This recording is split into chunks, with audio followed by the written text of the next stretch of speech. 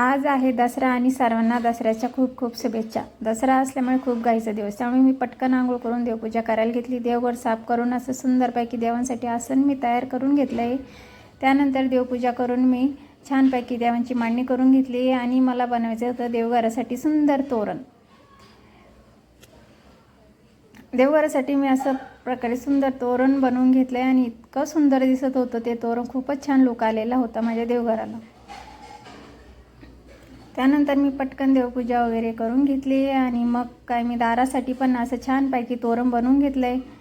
मग काय सर्वांना भुका लागल्या त्यामुळे मी नाश्ता करायला घेतला आणि नाश्त्यासाठी मी पोहे बनवले, कारण आज दिवसभर खूप घाई होती त्यामुळे मी पटकन नाश्ता पण करून घेतला आणि दिवसभर कामं उरकून संध्याकाळची घाई असते परत। मग संध्याकाळची पूजेची तयारी सुरू झाली। पूर्वी म्हणाली, आई मी करू का आज पूजा? तिला म्हटलं कर बाई, तू तर आमच्या घरची लक्ष्मीच। मग तिने काय छानपैकी गॅसची वगैरे पूजा करून घेतली, मशीनची पूजा केली, तिच्या शालेय साहित्याची पण पूजा करून घेतली आहे।